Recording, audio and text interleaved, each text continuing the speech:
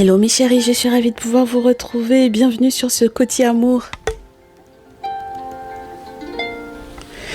Alors comme c'est un Côté Amour pour le week-end mes chéris, on espère qu'on va passer un petit peu plus de temps que 10 minutes ensemble, mais on essaiera quand même pas de trop exagérer, n'est-ce pas? Parce que le principe du Côté Amour, c'est normalement d'être là entre 10 et grand maximum 20 minutes. Alors, qu'est-ce qu'on a pour terminer cette journée et pour poursuivre pour le week-end? Alors, la fatalité par rapport à l'hérédité. Est-ce que vous avez le sentiment que quelque chose, de toutes les façons, devait forcément arriver comme un héritage, je vous dirais familial, c'est-à-dire qu'on ne peut pas y déroger? Bon, comme si on a une poisse familiale. Bon, mes chéris, pour certaines d'entre vous, vous avez le sentiment de ça, que c'est une poisse au niveau de la famille. Et c'est relié à l'amour, hein, d'accord? C'est relié à l'amour. Donc, bon, maintenant vous avez le choix, hein. Vous avez le choix de travailler là-dessus ou pas, d'être accompagné spirituellement par rapport à cette situation-là ou pas, d'accord? On vous dit que la victoire est un choix. La victoire est une décision. Ça veut dire que vous avez les solutions, mais maintenant c'est à vous de voir. Donc, ça veut dire que si effectivement vous êtes dans une forme d'impasse sur le plan amoureux, vous le savez, qu'il n'y a pas de fatalité dans nos traditions, bien au contraire, hein, dans la tradition de la spiritualité ancestrale africaine authentique. Même lorsque effectivement on comprend totalement le côté générationnel d'un sortilège par exemple ou d'une malédiction, du coup on sait aussi comment faire le reverse, c'est-à-dire renverser complètement la situation, nettoyer, faire la paix avec les forces de l'invisible avec lesquelles il y avait déjà un lien, si jamais la parole n'avait pas été respectée ou quel que soit l'ancêtre qui avait été offensé, voilà, pour pouvoir effectivement rétablir les choses, d'accord?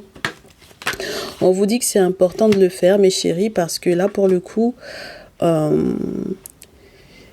ça retarde beaucoup les décisions familiales à prendre, hein. On a le verdict par rapport à la famille, donc le retard, le verdict, la famille, les ancêtres. Voilà, si jamais effectivement, en remontant dans l'arbre généalogique, on se rend compte qu'on était par exemple animiste à la base, donc traditionnaliste à la base, et que entre-temps on a viré religieux, on a viré toute autre chose que ça, bon mes chéris, il y a la possibilité quand même de régler, hein, cette situation-là, d'accord? Parce que tout autant que ce ne sera pas réglé, vous allez être ralenti dans votre vie amoureuse, dans votre vie affective là. D'accord? Donc, ouais. Et effectivement, mes chéris, à ce moment-là, oui, les ancêtres peuvent décider de, tout autant que tu ne reconnais pas que tu es de notre sang et que tu es de notre lignée, que tu es notre enfant, que nous sommes là normalement pour t'aider et que tu es là en train de nous insulter, tout autant que tu ne nous reconnais pas, on va te bloquer ton évolution et voilà, alors que tu es censé être heureux, heureuse, d'accord? Donc voilà, moi je pense qu'il y a un petit souci là d'ordre générationnel à régler, à réguler. Mais vous avez déjà de la chance que les ancêtres apparaissent dans votre tirage parce que ils auraient pu ne jamais tomber. La carte des ancêtres aurait pu ne pas être là. La carte du miroir magique, c'est la carte des ancêtres, mes chéris, parce que à l'intérieur, on a la lune, on a un miroir avec du coup ce qui se passe de l'autre côté dans l'autre monde, et puis on a l'arbre généalogique qui représente effectivement la famille avec la cigogne qui est sur la carte de l'enfant, des enfants et tout ça. Donc c'est pour ça, hein, qu'on vous dit que c'est la carte des ancêtres, le miroir magique. Donc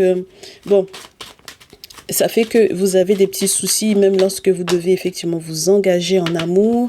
Ça crée des conflits pour moi ici, des conflits qui n'auraient peut-être pas lieu d'être à la base si on avait saisi la chance de s'expliquer. Donc là, pour moi, avec la carte de la chance, elle n'était pas à l'endroit, elle n'était pas à l'envers, mes chéris.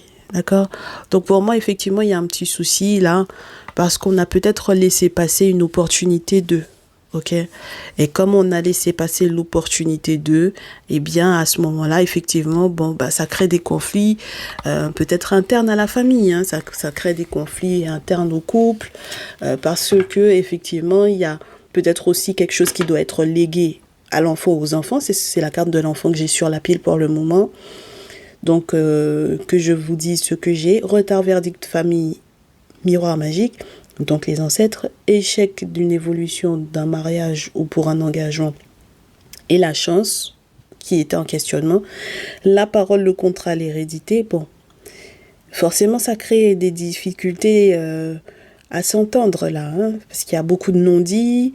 Voilà. Même peut-être essayer de parler aux parents, ça peut être compliqué. Enfin, je sens le poids de cette, entre guillemets, malédiction là, mes chéris. Et il faut parler parce que le contrat qui est en cours là, ou que vous souhaitez effectivement signer, l'accord que vous souhaitez signer, l'engagement que vous souhaitez signer, ben il en va quand même de peut-être la pérennisation de la famille, de la bonne entente entre les enfants. Enfin bon, voilà. C'est très emmerdant votre histoire là. Donc, je ne sais pas si pour certains et certaines d'entre vous, vous êtes en pleine rupture. Ouais. Oh là là là là là là. Si vous êtes en pleine rupture, vous êtes en pleine séparation ou quoi, enfin, c'est désagréable, hein, mes chéris, là.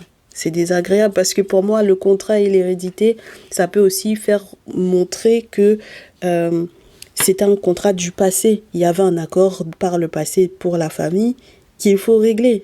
Mais chérie, il y a une dette là. Hein. Il y a eu une dette avec les ancêtres. Et il faut faire très attention à ça parce que pour moi, quand on a le contrat, l'hérédité c'est la fin du contrat. Ça peut être la fin d'un contrat, la mort d'un contrat. Donc ça peut être effectivement la mort d'un mariage, pourquoi pas. Mais je n'aime pas quand on a l'hérédité et puis l'enfant. Alors si c'est pour léguer cet héritage-là à un enfant ou aux enfants, mes chéris, si c'est pour léguer cette situation-là, ce blocage-là, à l'enfant ou aux enfants, mes chéris, on n'en veut pas, alors que vous savez quoi faire, d'accord ? Et puis, il ne faut pas faire prendre de risques à un enfant ou à des enfants ici, parce qu'ils n'ont rien demandé, là, d'accord ? Donc, qu'est-ce qu'on a sur la pile ? Le voyage, le masculin, le rêve, la réunion, la naissance, la maison, l'étranger et la victoire. Ah ben moi je garde. Hein. Moi je garde parce que je trouve que c'est assez intéressant. On va faire peut-être un déplacement pour peut-être effectivement faire une réunion de famille pour parler, voilà, de ces vérités qui sont en train d'éclore, pour parler des problèmes qu'il y a eu par rapport ou depuis la naissance d'un enfant, pour séparer effectivement éventuellement un bien, pour savoir si on reste engagé ou non avec l'autre, pour discuter sur cette maison qui est à l'étranger et on a besoin d'être victorieux et on ne veut pas qu'il y ait de boomerang ou quoi que ce soit. Et mes chéris, je réitère, ceux et celles qui sont en contact avec les dits féticheurs et les dites féticheuses là, les gardiens et les gardiennes de la tradition ancestrale africaine, quand les guérisseurs, oui, quand vous dites que vous avez peur des répercussions ou du boomerang, etc., arrêtez d'être des gens ingrats. Si vous êtes ingrat, il y aura retournement de situation, ce qui est normal. Je vous répète à nouveau, les parents aussi peuvent maudire un enfant quand il est ingrat. D'accord ? Quand ils n'ont pas été des parents toxiques et qu'ils savent qu'ils ont fait de leur mieux, ils peuvent maudire un enfant. D'accord ? Voilà. Et d'ailleurs, je pense que là, par exemple, dans votre cas, ça a pu être ça par rapport à ce qui s'est passé au niveau de votre famille. D'accord ? Donc, si vous n'êtes pas ingrat vis-à-vis du monde spirituel quand il vous aide, il n'y a pas de raison qu'il y ait de boomerang sur vous, mes chéris. Bien au contraire, ça ne peut qu'aller de mieux en mieux. On est OK ? Ne me sortez certainement pas cette excuse-là. Mais on vous dit effectivement que c'est un choix, c'est une décision. D'accord ? C'est une décision après analyse, après examen d'une situation, de se rendre compte qu'il y a eu effectivement une trahison et que si effectivement il y a eu une trahison de votre part ou de la part de votre autre par rapport à la parole donnée au niveau spirituel, eh ben forcément justice ne peut pas être rendue. D'accord? Justice ne peut pas être rendue et donc, effectivement, on se sent bloqué. Donc, ça va bloquer également tout ce qui est en cours sur le plan légal pour, par exemple, effectivement, cette notion de transmission, cette notion d'héritage à partager, etc., etc. Et c'est bien de consulter et de faire preuve de clairvoyance lorsqu'il est question de cette situation-là, parce que normalement, on aurait pu avoir un bonheur qui aurait pu... Oh, c'est désagréable. C'est désagréable parce qu'on a la clairvoyance par rapport à la sexualité. On voit effectivement ce qui pourrait être très agréable pour le lien, mais on voit aussi la jalousie, par exemple. Donc, si effectivement il y a eu un acte, et c'est un acte malheureux, comme on dit chez moi, c'est un acte malheureux parce que par jalousie, on a fait quelque chose qu'on n'aurait pas dû. Enfin, bon, voilà. Il faut rectifier ça, mes chéris. Il y a la possibilité de rectifier, hein. D'accord? Voilà, il faut juste avouer, je pense, tout simplement, qu'on a commis une erreur. Et puis voilà. Moi, je vous réitère, on n'est pas là pour pouvoir... en 2024, quand même, maintenant que les gens sont conscients, on n'est pas là pour pouvoir transmettre ce genre de choses aux enfants. C'est pas le genre d'héritage qu'on veut leur léguer. Donc, ce serait cool, effectivement, qu'il y ait réparation par rapport à l'erreur. Et donc, par rapport à la trahison, parce que pour moi, c'est une trahison aux ancêtres, là. Qu'est-ce qu'on va voir? Les signes astrologiques, peut-être. Voyons voir déjà où on en est, en termes de timing. Oui, on en est à 11 minutes 45, donc on peut largement faire des signes astrologiques si je retrouve le jeu. Parfait, allez. Quels sont les signes astrologiques qui sont les plus concernés? Quelles sont les personnes qui sont les plus concernées? Allez, les poissons poissonnent, les Verseaux. Ah oui. Et du coup, ceux et celles qui se sentent ralentis, challengés avec Saturne. Sur la pile, j'ai Lion et Vénus. Donc, il est vraiment question de la vie amoureuse, de ce qui va être transmis aussi à l'enfant, aux enfants. C'est pas une question qu'on ne s'aime plus, c'est une question que il faut faire attention à ce qui a été fait. D'accord? Faire attention à ce qui a été fait.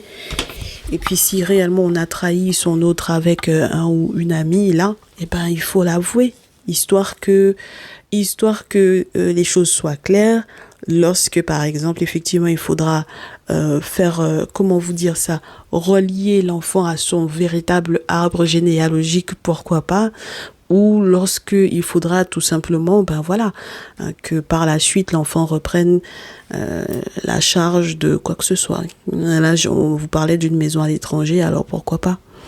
Mais en tout cas, mes chéris, avec Poisson, Lion, Verseau, effectivement, on est censé être soutenu, aimé, épaulé. Et puis avec Vénus, d'autant plus, c'est pas une question qui a pas d'amour, c'est une question il faut mettre le doigt sur une erreur qui a été commise, mes chéris. D'accord? Il faut avouer. On espère que ça va vous permettre de prendre les bonnes décisions pour que le week-end se déroule pour le mieux et que pour lundi, on soit dans une autre vibes.